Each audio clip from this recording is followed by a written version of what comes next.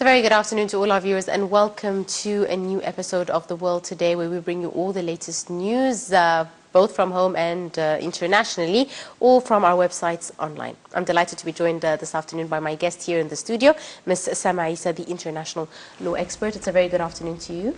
Sama, and thank you very much for joining us this afternoon. Thank you for having me. Right, let's start straight away with news from Al-Ahram Online, and the headline reading: Egypt's parliament provisionally approves a new NGO law, waits for cabinet draft. Egypt's parliament provisionally approved on Monday a draft law aimed at regulating the performance of non-governmental organizations. The 89-article law was drafted by the chairman of the Parliament Social Solidarity Committee, Abdel Hadi Al-Qasabi, and 203 other members of parliament. He said that the MPs have decided not to wait until a cabinet-drafted law on NGOs is submitted to the parliament, so they took the initiative in drafting a law on NGOs and opening a debate on it. First and foremost, Sama, how do you see the parliament's decision to take it upon themselves to draft a law and start debating the law before the cabinet gives them a copy of a proposed law for NGOs? I think the parliament is doing what they initially desired to do, which is legislate laws and lawmaking. So it's a very good step and initiative where it's actually playing the role that it should initially play from the start. Regarding the law itself and the NGOs, here in our Middle East mentality, we always have the secret agenda and conspiracy we have exactly the conspiracy theory. But also I need to give the Egyptian government the benefit of the doubt, because we have very bad previous experiences when it comes to this matter, because data and facts prove that NGOs that was present before the revolution were not sincere NGOs. They were using... They had other agendas. Exactly, and they were collecting data to get into the core of private matters of the country. Hence, it's understandable the concern that comes from the parliament. Therefore, the solution, the ultimate solution, is to have transparency. Therefore, to have a law that have transparency, also have an edge where the foreign countries that provide the funds were not going to approve of it. So we're standing here in a dilemma where you want to secure the country and have a transparent transaction where the money is coming from, where it's going in the outcome. And on the other hand, you have the foreign countries that are not accepting of these rules. So I'm suggesting, for instance, a solution that we have a delegate from the parliament where they go and explain this matter in details with evidence that Egypt has a very bad previous experience in regard to this matter. So we are entitled to protect the country's personal affairs by this law. And I think if a delegate did the extra effort from our side, Egypt's side, to the foreign countries that are providing funds, they would be understandable. But we need to go an extra mile. And do you think that is going to be done in order for this new law to be activated? Yes, to be satisfying for all factories. We don't want to do something that it's only appearing to be serving a certain purpose, but in reality is not. Indeed. Right, Sama, let's move to the World Bulletin, and another headline reads: Suicide bombings kill 9 in Iraq's Fallujah. A bomber drove his explosive-laden car into a security checkpoint and detonated it at the entrance of Nile district in central Fallujah, some 50 kilometers west of Baghdad. Another bomber blew up his explosives vest at a police headquarters in central Fallujah. 5 military personnel and 4 civilians were killed in the attacks. Now, with Daesh claiming responsibility for these attacks, how do you think this could possibly influence the Iraqi forces that are on their mission to retake cities that Daesh has already taken? For example, Mosul. There's a very big offensive now where the Iraqi forces are trying to retake most parts of the city of Mosul. How do you think Daesh is retaliating with regards to this initiative? For me, what's very apparent, the suicide bombing is something that is the normal, what happens in Iraq. But 9 is a massive number. So in regards to what you've just mentioned now, this is a very good indicator that Daesh is coming to an end. Because they're increasing the amount of the bombing that's happening, which they claim that they've done, in order to prove their presence. 1, 2, they're actually giving us an indication that they are threatened. Hence, the Mosul is about to fall.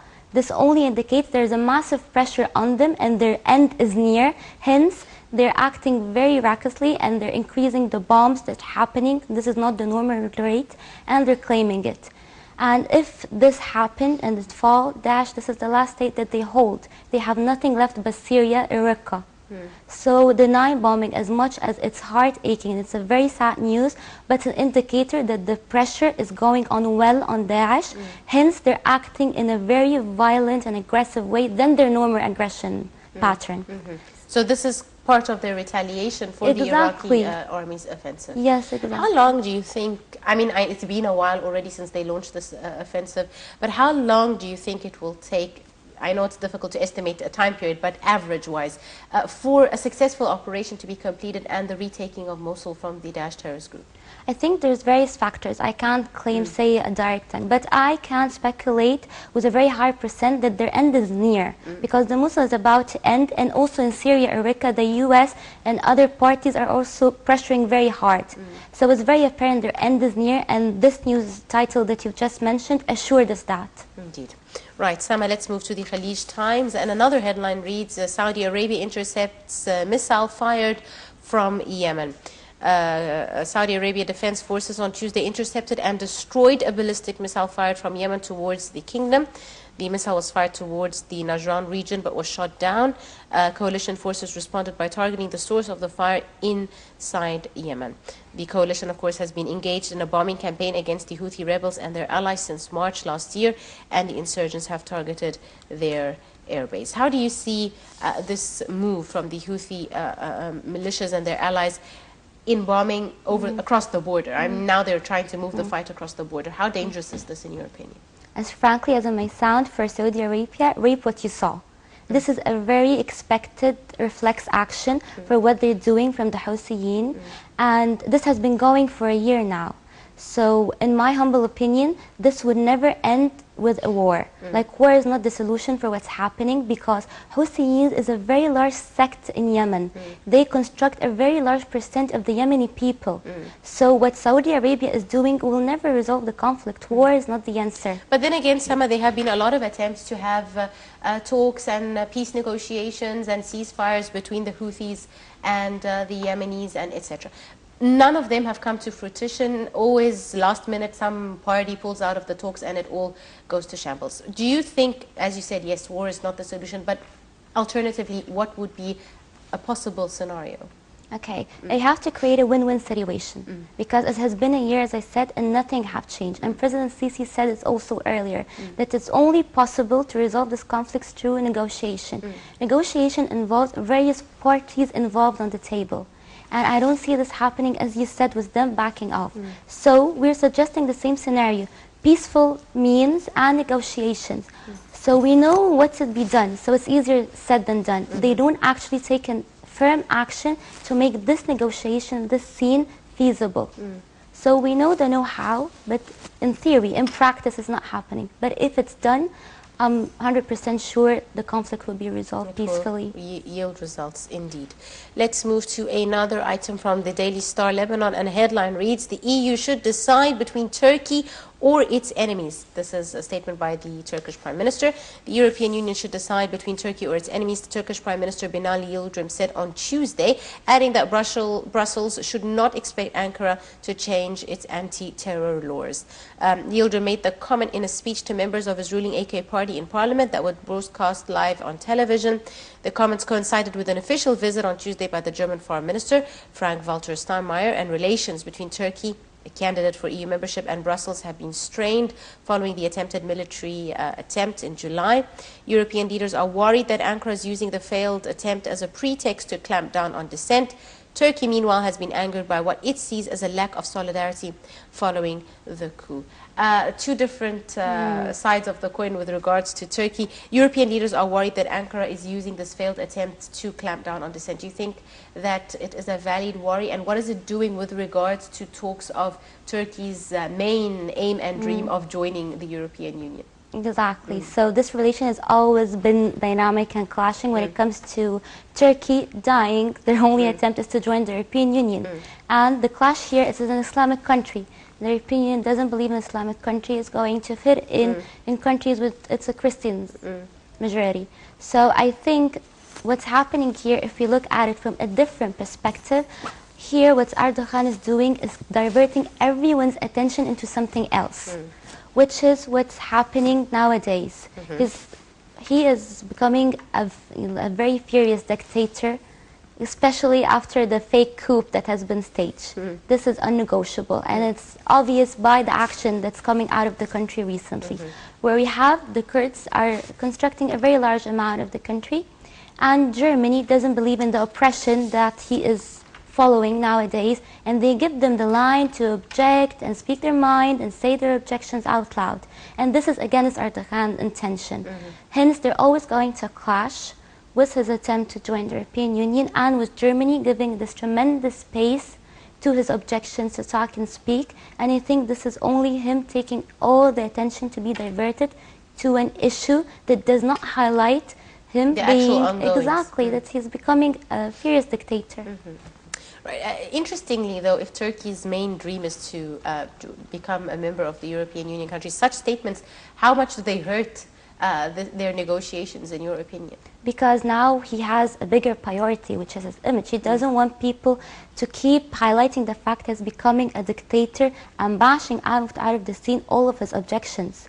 So as a priority first was European Union, now his priority, he needs to defend his image. And if everyone started highlighting the fact he's becoming a dictatorship in a democratic country, his end is near. Good, right. Let's go to the World Bulletin, and another headline reads, Iran missile program non-negotiable. Iran's missile program is non-negotiable, and tests will continue, according to the Foreign Ministry spokesman Bahram Ghassemi, who said on Tuesday this was following criticism from European Union diplomats. He said Iran's defense capabilities cannot be compromised and are under no circumstance negotiable. Missile tests are conducted within the framework of Iran's defense policies. Iran had a number of tests in recent months, with the US and European governments saying they are a breach of its commitments under last year's nuclear deal.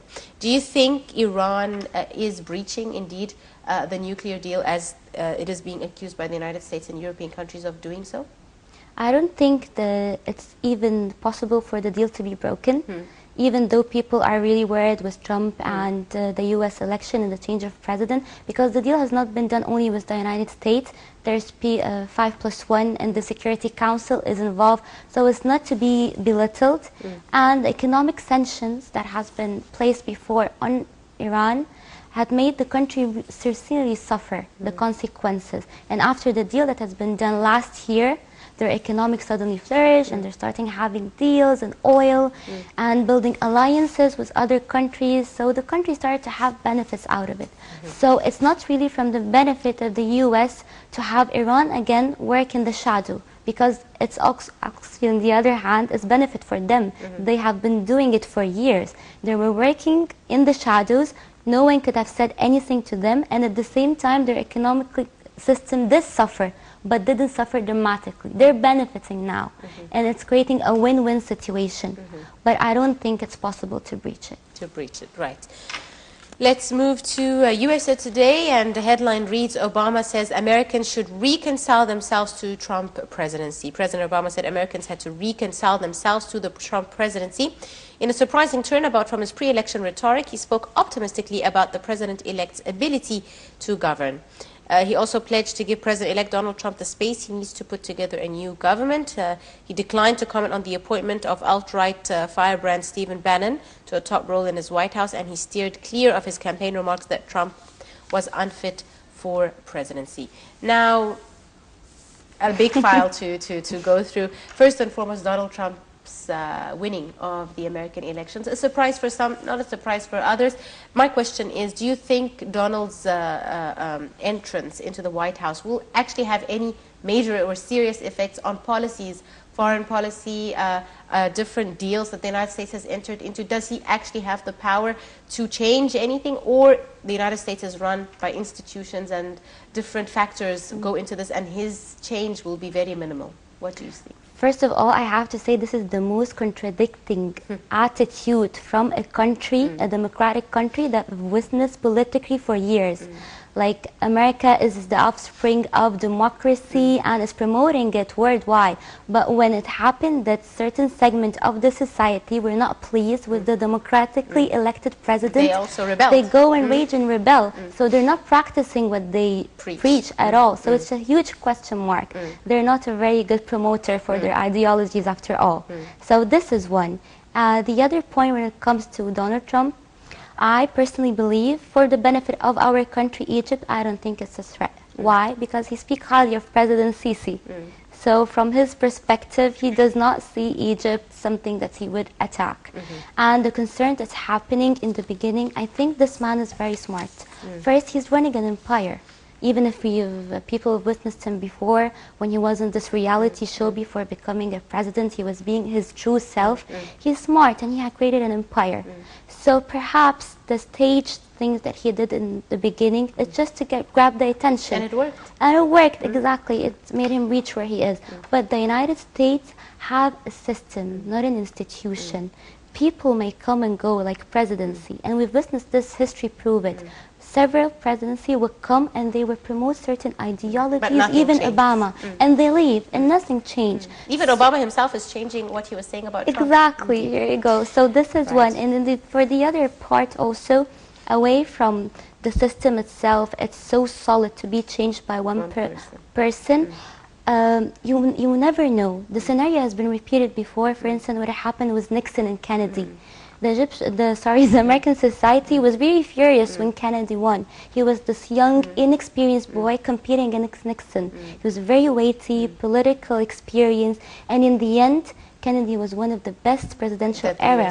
So we never know now what is happening, and I think the American people, in the end, they know what's best for them, and times prove that. And they have chosen, indeed. Exactly. Right. I'm afraid we've run out of time. Sama Eissa, the international law expert, I'd like to thank you very much for joining us this afternoon. Thank you very much. And with that, ladies and gentlemen, we wrap up today's edition of The World Today. My name is Angie Meher. Many thanks for watching.